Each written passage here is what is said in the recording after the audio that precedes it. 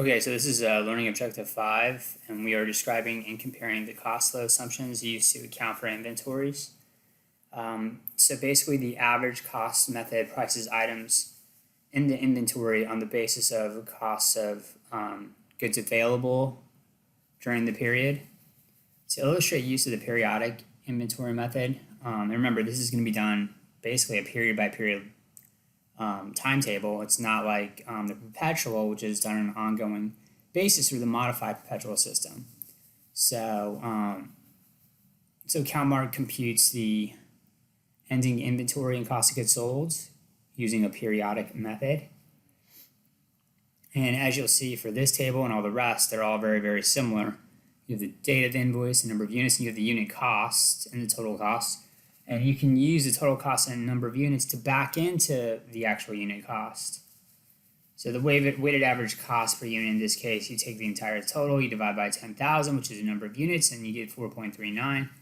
So now you can use that weighted average to calculate the inventory, a hypothetical inventory amount, which we have 6,000 over here times the 4.39, so we get 26,340. Cost of goods available for sale could be 43,900, and you can deduct the ending inventory, and then you get cost of goods sold at 17,560. Companies now use the perpetual method with perpetual inventory records, and this is obviously the perpetual method, and it differs in that we're looking at purchases now, and we're looking at basically selling or basically issuing, removing off the books. And then we check our balance. And this method basically goes in order. So the average cost method, so you're just going to go March 2nd to March 15th and March 19th, and you're just going to take out or add in whatever the purchases or units sold are. So you could have 2,000 times 4, you get 8,000. You could have 6,000 times 440, and you can get your 26,400. And you can just go ahead and cumulatively add those, which we've done over here. But once we cumulatively add these and we look at the units, we get back into the unit price, which they change. So CalMART computes the weighted average cost basically each time that it makes a purchase, and proponents of the average cost method reason that measuring a specific physical flow of inventory is often impossible.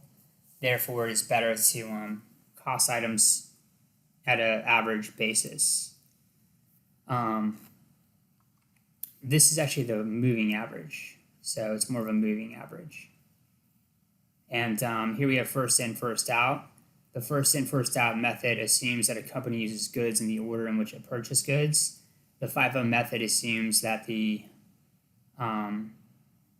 basically the cost of goods used in a manufacturing or the cost of goods sold in a merchandising concern. So the inventory remaining must therefore represent the most recent purchases. So obviously, if you're backtracking, you're going to go to the earliest date, and then you're going to remove those purchases, and you remove those purchases off of the total cost. And what you're left with then are the most recent purchases, and you can get your data analytics off of the most recent purchases. So here again is the periodic system, and we have this over here with date, number of units, unit cost, total cost, and now we can calculate the ending cost of goods sold. So we have cost of goods available for sale. We have the ending inventory. And then we have the cost of goods sold. So if CalMART instead uses a perpetual method in quantities and dollars, it attaches a cost figure to each withdrawal. So the cost of the 4,000 units removed on March 19th consists of the cost of the items purchased on March 2nd and March 15th.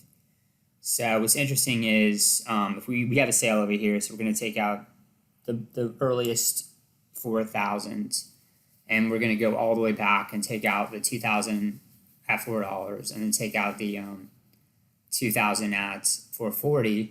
So then we get 16,800, and we can subtract the total minus the 16,800, and we subtract from the 34,400 the 16,800, and we get 17,600. And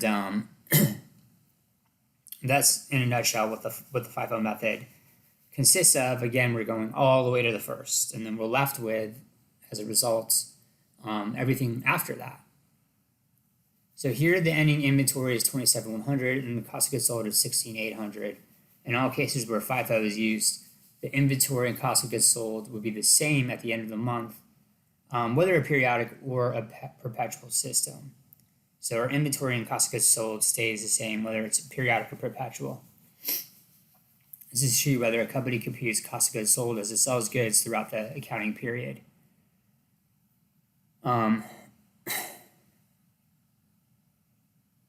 That would be the perpetual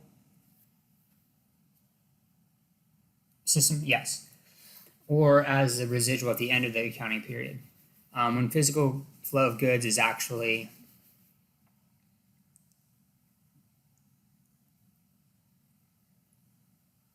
when the physical flow of goods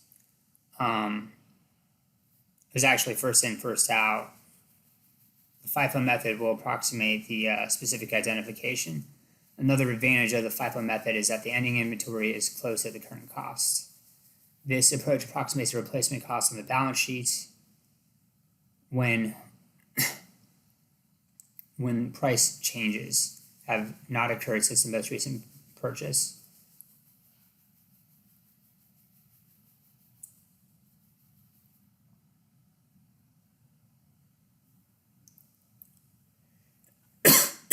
The last in first out method, the LIFO method,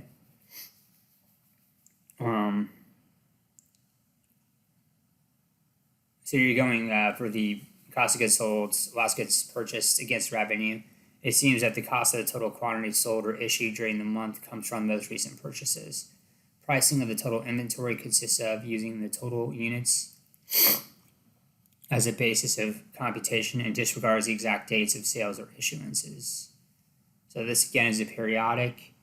Now we're taking from the latter dates and we flip the dates over here. We have March 30th, we have March 15th, and you have the goods available for sale versus the ending inventory, and you can get the cost of goods sold.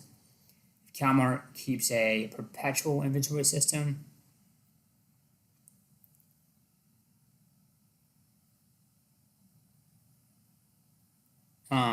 use of the LIFO method results in a different ending inventory and cost of goods sold than the amounts calculated under the periodic system. So this is different. So now we have a contrast in the ending inventory and cost of goods sold versus FIFO where they were equivalent, or at least very close to it.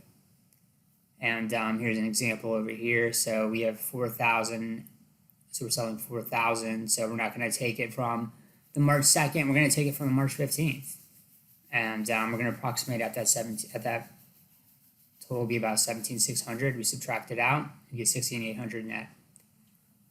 So that is it for LIFO.